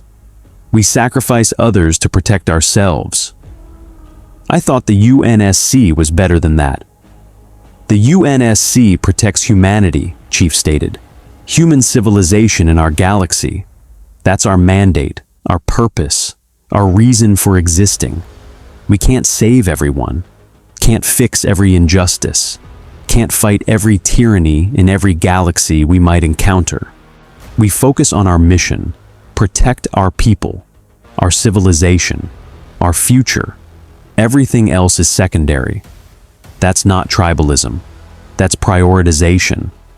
Recognizing that resources are finite, that we can't be everywhere, that choosing to fight means choosing what to fight for. And we fight for humanity. UNSC humanity. Not abstract humanity across all possible galaxies. That's the difference between principle and practicality. Before Dare could respond, alarms blared. Not detention block alarms. Ship-wide combat alerts. Red lights. Urgent comm chatter. Something was happening. Something bad. Roland's voice broadcast across all channels. All hands combat stations. We've got Imperial Star Destroyers breaking formation. They're targeting the Infinity. Weapons hot. Shields at maximum. Captain Lasky to the bridge. This is not a drill. Chief moved instantly, abandoning the conversation for immediate tactical threat. But as he exited the detention block, Dare's voice followed him. That's what happens when you make deals with tyrants, Chief. Eventually, they stop pretending to be allies and show what they really are. I hope your principles are worth the fight that's coming. UNSC Infinity, Bridge, Combat Alert. Lasky burst onto the bridge, immediately assessing tactical displays showing Imperial fleet repositioning. Not withdrawal formation. Attack formation. 6 Star Destroyers moving into engagement vectors. TIE fighters launching. Weapons charging. Every indication of imminent hostile action. Sit rep, Lasky commanded. Unknown, sir, Lieutenant Chen reported with clear confusion. 30 seconds ago, the Imperial fleet was on station maintaining escort pattern. Then we detected encrypted transmission from the Executor, Lord Vader's flagship. Immediately after, every Imperial vessel went to battle stations and began targeting us.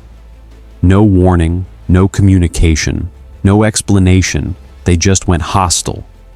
Incoming transmission, Communications Officer Jorgensen announced. From the Executor, Lord Vader. He's... Captain, he sounds angry. Really angry. Put him through. The main view screen activated, showing Darth Vader's mask. But the Dark Lord's posture radiated barely controlled fury. When he spoke, his modulated voice carried edge that suggested violence was imminent. Captain Lasky, you have betrayed our agreement. You have lied about your intentions. You have demonstrated that UNSC promises are worthless. And you have forced me to respond to treachery with appropriate force. I gave you one chance. One exception, one opportunity to prove that cooperation was possible, and you have thrown it away through deception that insults both my intelligence and my authority. Lord Vader, I have no idea what you're talking about, Lasky replied with genuine confusion. We've honored every term of our agreement. We extracted Commander Dare with your permission. We've agreed to Imperial debriefing. We've maintained supervised repair status. What betrayal! What deception! Do not compound lies with additional lies, Vader snarled. We detected your transmission, the encrypted communication sent to rebel forces operating in the Taiyan cluster. The intelligence data provided to rebellion elements about Imperial fleet movements, tactical dispositions, and classified operational parameters. Data that could only have originated from Commander Dare's espionage operations. You extracted her. You claimed you would allow Imperial debriefing. And before that debriefing could occur, you transmitted her intelligence to rebel forces. You have chosen sides. You have interfered in our war. You have become enemy rather than ally. And enemies of the Empire face only one outcome: destruction. That's impossible, Lasky stated. But even as he spoke, suspicion formed. Roland, did we transmit anything to rebel forces? Any communications? Any data transfers? Roland's avatar flickered with alarm. Checking. Captain, there was a burst transmission, heavily encrypted, sent from detention block systems approximately 4 minutes ago, directed toward rebel fleet elements in the Taiyan cluster. I didn't authorize it, didn't detect it until running retrospective analysis. Someone aboard the Infinity transmitted without authorization, and the encryption matches ONI protocols. It came from Commander Dare. The realization hit like physical blow. Dare had sent intelligence to rebels, had used detention block systems to transmit classified data, had violated the agreement despite being in custody, had chosen protecting rebel operations over preserving UNSC Imperial diplomatic relations, and had just started a war. Lord Vader, Lasky said urgently, the transmission was unauthorized. Commander Dare acted independentally, without my knowledge, without my permission, without UNSC authorization. She's being detained, court-martialed. Whatever intelligence she transmitted, it's not representative of UNSC policy or intentions. We maintain our agreement. We oppose the transmission. We'll cooperate fully in mitigating whatever damage her unauthorized action caused. Irrelevant, Vader replied coldly. She is UNSC personnel, aboard UNSC vessel, transmitting using UNSC systems. Whether you authorized her action or not, you are responsible. You brought her aboard. You failed to secure her. You allowed her to compromise Imperial operations. That makes you complicit. That makes you enemy. And the Empire does not negotiate with enemies. It destroys them. You have 1 minute to surrender your vessel. Transfer custody of all personnel to Imperial forces. Submit to Imperial justice, or face annihilation. Choose quickly, Captain. My patience is exhausted. The transmission ended, and Lasky faced the decision every commander dreads. Submit to foreign military power, a doom 17,000 crew to potential imprisonment or execution, and preserve whatever chance remained for diplomacy. Or fight, defend the ship, protect UNSC personnel from capture by authoritarian regime, and accept that fighting meant war, meant casualties, meant everything they'd worked to avoid. Sir, Palmer said quietly, we can fight our way out. The Infinity outguns any 3-star destroyers. Our MAC cannons will punch through their hulls like tissue paper. Our shields will absorb their turbo lasers indefinitely. We can break their blockade, jump to slip space, disappear before they can coordinate fleet-wide response. We don't have to surrender. We don't have to submit. But we'd be at war, Lasky countered, with an entire galactic empire, while stranded in their space, with a damaged slip space drive, with no reinforcements, with no way home. We'd be fugitives, hunted, forced to hide in a galaxy where everyone knows we're here. That's not survival.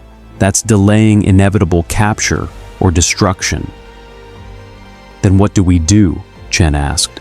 Surrender? Let the Empire take everyone? Hope they show mercy to people who violated agreements, even if violation was unauthorized? Master Chief entered the bridge, having sprinted from detention block the moment combat alert sounded. Sir, Commander Dare transmitted intelligence to rebel forces. She used detention block systems. I was there. I was talking to her when the transmission occurred. I should have stopped her. Should have anticipated she'd prioritize rebel protection over UNSC diplomatic relations. This is my failure. This is Dare's choice, Lasky corrected. She chose protecting rebels over protecting UNSC crew, chose her conscience over collective survival. And now 17,000 people face consequences of one person's decision. That's the problem with individuals making ethical judgments that affect thousands. One person's principles become everyone's catastrophe. Sir, Roland interrupted, Imperial fleet is powering weapons. 30 seconds until they open fire. We need a decision, surrender, fight, or negotiate, but we need it now. Lasky looked at his crew, at Palmer, ready for combat, at Chen, calculating odds, at Master Chief, awaiting orders, at Roland, prepared to fight or flee with equal efficiency, at 17,000 personnel whose lives depended on his next words, and he made his decision. Roland, open channel to Lord Vader. All frequencies, full broadcast. Channel open, Captain. Lord Vader, I'm not surrendering. I'm not submitting 17,000 UNSC personnel to Imperial custody based on one person's unauthorized action. But I'm also not fighting, not destroying Imperial ships and starting a war we can't win. Instead, I'm offering you Commander Dare, personally, directly, with full authorization to prosecute her for violating diplomatic agreements, for espionage against Imperial forces, for conducting unauthorized operations in foreign territory. She acted independently. She faces consequences independently. But the UNSC Infinity and its crew are not responsible for her choices. We maintained our agreement. We honored our commitments. And we deserve the chance to prove that one person's betrayal doesn't define 17,000 others. Silence. Then Vader's voice, and slightly less hostile, but still dangerous. You would hand over your own officer to Imperial justice? Would allow me to interrogate her using methods your UNSC would consider torture? Would accept that she faces execution if found guilty of espionage against the Empire? You would do this to preserve your crew's safety? Yes, Lasky confirmed, his voice carrying the weight of command decision that would haunt him. Because protecting 17,000 lives matters more than protecting one person who chose to endanger everyone. Because Commander Dare made her choice. She transmitted intelligence knowing it would violate agreements, knowing it would create exactly this situation. She chose rebel protection over UNSC survival. Now she faces consequences of that choice. And I will not allow her principles, however noble she believes them, to doom 17,000 people who just want to go home. Captain, Palmer objected. We can't just hand Dare over to Imperial interrogation. She's UNSC. She's our responsibility. We protect our own, always. That's fundamental. Our own protect each other, Lasky corrected grimly. Dare stopped being our own when she decided her personal ethics mattered more than crew survival. She stopped being UNSC when she chose supporting foreign rebels over following orders. She's not a soldier following commands she disagrees with. She's an independent actor who used UNSC resources to pursue personal agenda. That makes her saboteur, traitor, someone who endangered everyone aboard this ship through deliberate action. And traitors don't deserve protection they've explicitly rejected. Master Chief spoke quietly. Sir, with respect, that's rationalizing. Dare believed she was doing right thing. Believed supporting freedom fighters mattered more than diplomatic convenience. Believed UNSC principles demanded resistance to tyranny regardless of strategic cost. She was wrong about method, but not about values. Handing her to Imperial torture and execution, that's betraying everything UNSC claims to stand for. Everything we supposedly fight to protect. We become what we're accused of being, people who sacrifice principle for survival, who abandon our own when they become inconvenient, who choose pragmatism over honor. Then what's your alternative, Chief? Lasky challenged. Fight our way out? Start a war? I doom everyone aboard this ship because one person decided to play hero? That's not honor. That's suicide. And I won't order 17,000 people to die for one person's conscience. Not when that person created this situation through deliberate violation of direct orders. Before Chief could respond, another voice cut through the tension. Then let me decide. Commander Dare stood at the bridge entrance, flanked by Marines who'd been guarding her. She'd overridden detention block security. Oni officer skills applied to UNSC systems she'd helped design. She'd escaped, come to the bridge, confronted the consequences of her action directly. Let me decide, she repeated, walking toward Lasky with hands raised. No weapon, no threat, just officer facing responsibility. This is my choice, my action, my consequence. I transmitted intelligence to rebels. I violated agreements. I endangered this crew. Captain Lasky's right. I prioritized personal ethics over collective survival. I believed supporting freedom fighters mattered more than preserving diplomatic agreements with tyrants. I still believe that, but her voice became heavy. I also believe in accountability, in facing consequences of choices rather than letting others suffer for them. So, I'm volunteering. I'll submit to Imperial custody. I'll face interrogation. I'll accept execution if that's the judgment. But in exchange, the Infinity goes free. The crew goes home. 17,000 lives continue because one person accepts responsibility. That's the deal. That's my choice. Captain Lasky, turn me over to Lord Vader. Let me pay for what I've done. And take everyone else home. Silence fell across the bridge. Because what Dare offered was both noble and horrifying. Self-sacrifice that preserved the crew, but required abandoning UNSC officer to torture and death at hands of foreign power. It was exactly the kind of impossible choice that defined war. Save many by sacrificing one. Preserve collective by betraying individual. Choose survival over principle. Lord Vader, Lasky broadcast. Commander Dare volunteers for Imperial custody. Full cooperation with interrogation. Complete acceptance of Imperial justice, regardless of methods or outcome. In exchange, the UNSC Infinity receives clearance to complete repairs and depart your galaxy. No interference, no pursuit, no further complications. She pays for her actions. We go home.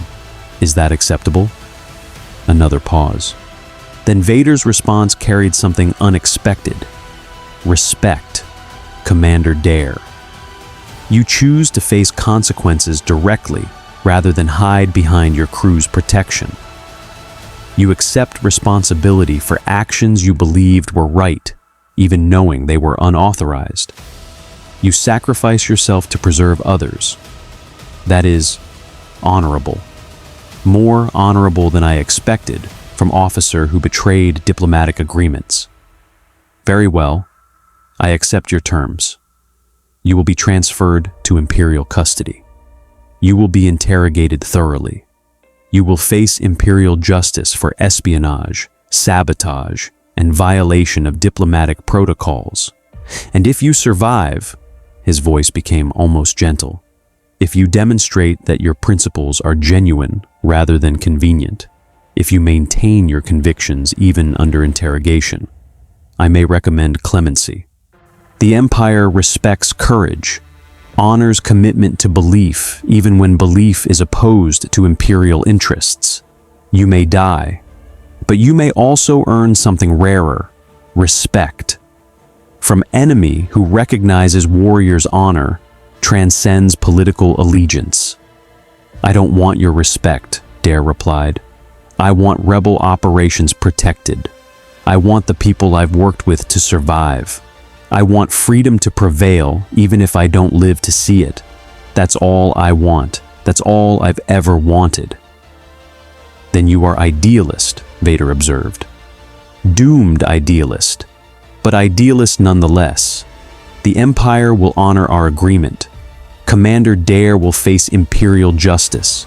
The Infinity will be permitted to complete repairs and depart. And perhaps, his voice carried dark amusement, perhaps your sacrifice will teach your fellow UNSC personnel valuable lesson. Principles without pragmatism lead to martyrdom. Noble martyrdom, perhaps, but martyrdom nonetheless. Choose your causes carefully, humans. Because in this galaxy, idealism is punished more often than it's rewarded. The transmission ended, and Dare turned to Lasky, her expression calm despite knowing what awaited her. Thank you, Captain, for not fighting, for not dooming everyone because I screwed up, for choosing crew over principle. That was right decision, hard decision, but right one. And Chief, she looked at Master Chief, you were right too, about following orders, about trusting chain of command, about soldiers not being qualified to make strategic ethical judgments. I thought I was exception, thought my situation justified independent action. I was wrong, and now I face consequences. Learn from my mistake. Don't let principles override duties. Don't let conscience compromise mission. Be Spartan, not human, because Spartans complete objectives. Humans create complications, and complications get people killed. She walked toward the hangar bay, escorted by Marines who'd guard her until Imperial forces arrived to take custody. She walked with head high, shoulders straight, carrying herself with dignity that transcended her situation. And Master Chief watched her go, wondering if she was martyr or fool, hero or cautionary tale, inspiration or warning. The answer depended on perspective, on whether you believed principles mattered more than survival, whether individual conscience trumped collective safety, whether dying for beliefs was noble sacrifice or pointless waste. The UNSC would debate that question for decades, would use Commander Dare's choice as case study in military ethics, strategic philosophy, and the limits of individual judgment during crisis situations. But in that moment, watching her disappear toward Imperial custody, Chief knew only one thing. War created impossible choices, forced decisions no one should have to make, demanded sacrifices that haunted survivors long after battles ended. And the Star Wars galaxy had just taught the UNSC that lesson in the harshest possible terms. They'd come here by accident. They'd leave by choice. But they'd never forget what they'd learned. That principle and survival sometimes conflicted. That honor and pragmatism demanded different responses. And that being right didn't always mean winning. and that sometimes the cost of doing good was too high to pay. 6 weeks later, departure, the UNSC Infinity hung in space, its slipspace drive repaired, its crew ready for departure, its presence in the Star Wars galaxy about to end. Around them, Imperial Star Destroyers maintained respectful distance, no longer guards, but witnesses to departure of beings from beyond their galaxy. Captain Lasky stood on the bridge, watching final system checks complete. Beside him, Master Chief stood at parade rest, armor cleaned and maintained, despite 6 weeks of complications, confrontations, and choices that had tested everything the UNSC claimed to believe. "We're ready, sir," Roland reported. "Slipspace drive is operational. Course plotted to dimensional barrier. We've got stable corridor back to our galaxy. Odds of successful transit, 94%. Odds of ending up in third random galaxy, 6%. I'll take those odds." "As will I," Lasky confirmed. "But before we leave, Roland, transmit final message to Lord Vader. I want him to hear this directly. Channel open, Captain." "Lord Vader, this is Captain Lasky.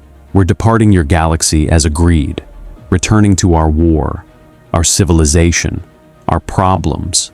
But before we go, I want to say thank you for choosing cooperation over conflict, for respecting our need to extract our personnel even when it created complications, for honoring agreements even when we gave you reasons not to. You called us idealists. Maybe you're right. But pragmatism without principle is just efficiency in service of nothing.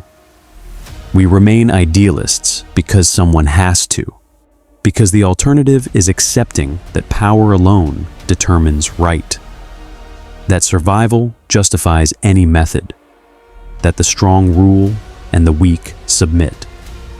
We reject that. We'll continue rejecting it, even when rejection costs us, even when idealism leads to hard choices and harder consequences. That's what makes us UNSC, what makes us human, what makes us worth fighting for even when we fail to live up to our own standards. Silence. Then Vader's response. "You are leaving, Captain, but you are leaving changed. You entered this galaxy believing principles were absolute, that right and wrong were clear, that heroism was simple matter of choosing good over evil, and you learned, painfully learned, that reality is more complicated, that good people make choices that lead to bad outcomes, that bad governments contain good individuals, that tyranny and freedom exist simultaneously, depending on perspective. You leave wiser than you arrived. Whether that wisdom serves you well depends on how you apply it. Farewell, humans from beyond our galaxy. May your journey home be safer than your journey here. And may your war be more clearly defined than ours. Because ambiguity," his voice carried weight of personal experience. "Ambiguity is far more dangerous than any enemy." The transmission ended, and the Infinity activated its slipspace drive. Reality fractured. The ship phased out of normal space, entered the dimensional corridor, and began the journey home. Inside the ship, 17,000 crew members felt relief, anticipation, and complicated mixture of emotions about what they'd experienced. They'd entered another galaxy, met another civilization, and learned that humans existed beyond their reality, and discovered that some questions about principle versus survival, individual versus collective, right versus necessary, those questions had no easy answers. Master Chief stood in the observation deck, watching slipspace Aurora swirl past, and thought about Commander Dare, about her choice, about whether she was hero or fool, about whether her sacrifice validated her principles or proved their impracticality. the answer eluded him, as it would elude historians who'd study this encounter for generations. But one thing was certain. The UNSC had entered the Star Wars galaxy by accident. They'd left by choice. And they'd learned that even legends, even Spartans, i.e. even the Master Chief himself, faced situations where winning was impossible and choosing the least terrible option was the only victory available. The Infinity emerged from slipspace 6 hours later. Not in Star Wars Galaxy, not in strange Third Galaxy, but home, UNSC space, familiar stars, familiar wars, familiar enemies that at least had clear motivations even if they were trying to kill you. "Welcome home, Infinity," Fleetcom transmitted. "You've been missing for 7 weeks. We assumed you were destroyed. Where the hell have you been?" "Long story," Lasky replied. "Very long story, and one I suspect ONI will classify at levels so high that even admirals won't read it. But short version, we took a detour, through another galaxy, met humans who'd never heard of the UNSC, fought diplomatic battles more complex than military ones, and learned that being right doesn't always mean you win. Sometimes it just means you lose with clear conscience." "Understood, sir. Debriefing teams are standing by. And, Captain, good to have you back. Both you and the Infinity were missed. Badly. Good to be back. Infinity out." The ship moved toward Earth, toward debriefings that would last months, toward questions about decisions made in impossible circumstances, toward evaluations of whether the UNSC had honored its principles or betrayed them. But they were home. That was what mattered. They'd entered foreign galaxy, survived diplomatic and military complications, and returned. Mission accomplished. Objective achieved. The crew preserved. Even if the cost was one commander who'd believed saving strangers' freedom mattered more than preserving allies' convenience. History would judge whether that cost was worth paying, whether Dare was martyr or fool, whether principles should ever override survival. But Master Chief knew something history might miss. That asking the question, that wrestling with whether doing right was worth the cost, that was what made humans different from machines. What made soldiers different from weapons. What made the UNSC worth defending, even when they failed to live up to their own ideals. The war against the created continued. The UNSC would fight. And they'd fight remembering that even in different galaxies, even among different civilizations, the fundamental questions remained. What's worth fighting for? What's worth dying for? What's worth sacrificing for? And can you remain human while becoming weapon? Can you follow orders while maintaining conscience? Can you serve without surrendering yourself? Those questions had no easy answers. Perhaps no answers at all. But they were worth asking, worth wrestling with, worth refusing to ignore even when ignoring them would be easier. That's what Commander Dare had taught them, not through success, but through sacrifice, through choosing principle over survival and accepting the consequences.